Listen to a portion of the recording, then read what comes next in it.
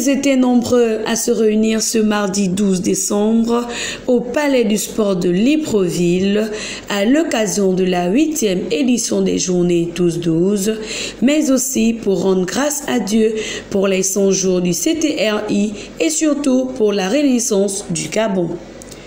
À cet effet, lors de ces moments, le révérend pasteur Georges Bruno Goussi a commencé par retracer l'historique de ces journées 12-12 pour après remettre aux nouvelles autorités du pays la parole de Dieu aux mains du directeur du cabinet du vice-président représentant le président de la transition chef de l'État empêché.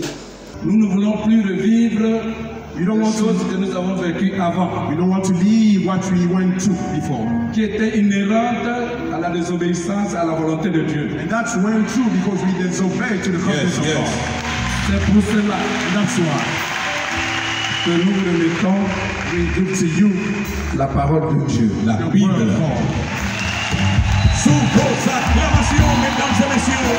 Ces moments ont vu la participation de plusieurs ministres de culte, tels que l'archevêque de Libreville, son Excellence, Monseigneur Jean-Patrick Ibaba, le révérend pasteur Louis Mbadinga, Gaspard Obion et bien d'autres venus de l'étranger. Une prière a été dite à l'endroit du peuple gabonais, qu'il soit le sel de la terre et la lumière du monde pour ce Gabon nouveau.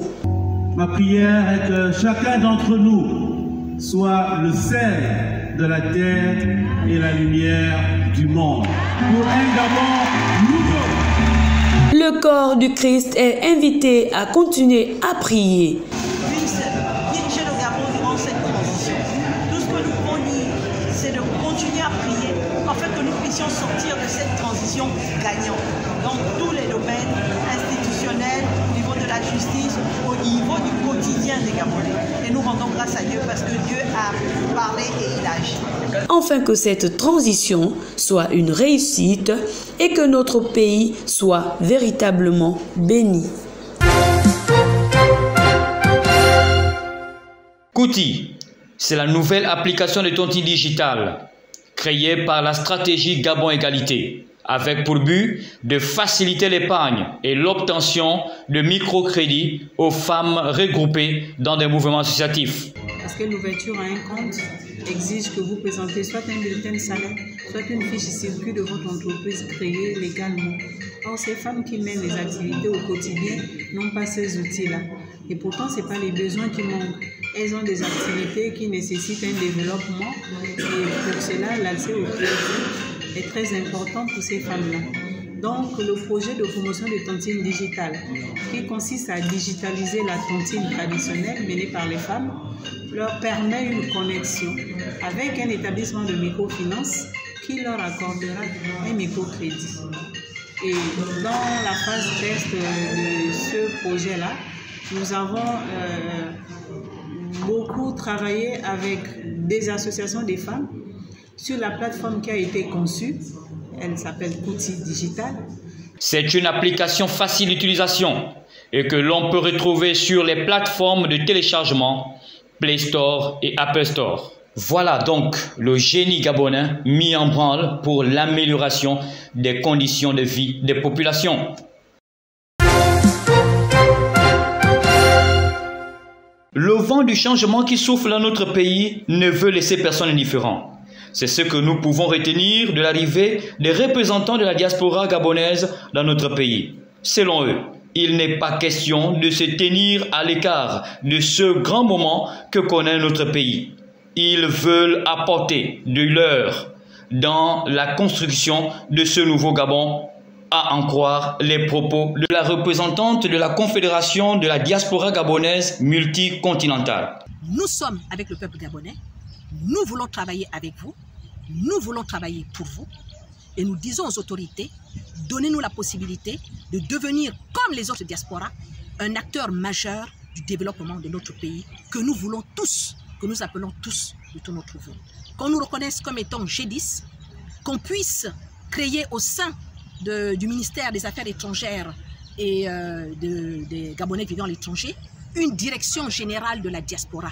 spécifiquement dédié à la diaspora, pour que le dynamisme qui est le nôtre, la vision qui est la nôtre, ce que l'on voudrait apporter au pays ne soit pas bridé, que l'on puisse nous laisser et qu'après qu'on puisse nous évaluer. Ce nouveau Gabon, qui ne tolère plus la médiocrité, a besoin de toutes ses intelligences afin de bâtir ce pays digne d'envie auquel tous nous rêvons.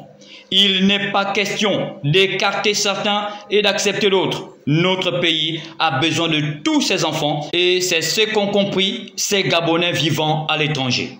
Pour sérieusement être pris en compte, cette diaspora sollicite des nouvelles autorités qu'il soit créé une 10e province qui représentera les Gabonais de l'étranger et que même au sein des affaires étrangères soit créé un bureau qui travaillera en connivence. Nous voulons maintenant pouvoir agir, mais dans la visibilité, qu'on sache ce que fait la diaspora, qu'est-ce qu'elle apporte au pays, en quoi elle contribue au PIB du pays, et ça nous le voulons. Mais pour pouvoir agir, il faut exister, et nous voulons exister institutionnellement, c'est-à-dire être non seulement inscrit dans la Constitution, mais également avoir des représentants au niveau des différents parlements, au niveau du Conseil économique et social, pour que nous aussi nous apportions notre pierre à l'édifice, que nous apportions notre vision des choses et que nous puissions voir le pays ensemble sortir un peu de ce sous-développement dans lequel il est depuis 60 ans, voire plus.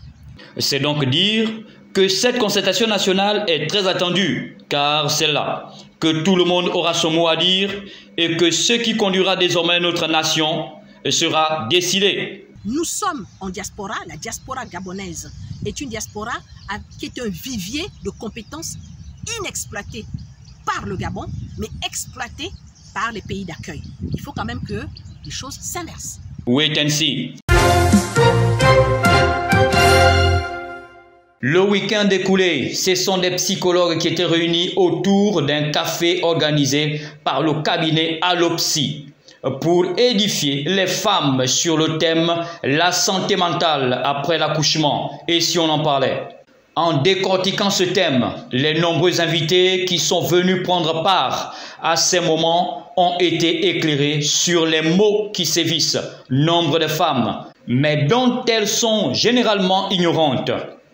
Tenez par exemple, le burn-out parental. Qu'est-ce que c'est?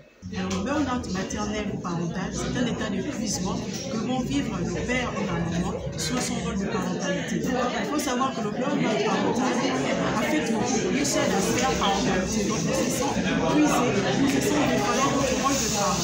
Alors, il est important de savoir que le burn-out touche autant les femmes que les hommes, même si c'est vrai que les hommes ne le vivent pas très souvent, mais les hommes aussi peuvent justement vivre cette période de burn-out parental, nous l'appellation burn-out parental. Et le post-partum alors? Le post-partum, à la base, il n'est pas pathologique.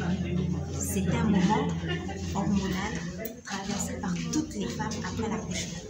L'auditoire a aussi bénéficié des précieux conseils d'un nutritionniste diététicien qui a éclairé les nombreuses femmes sur l'alimentation qu'il faut pendant et après la grossesse.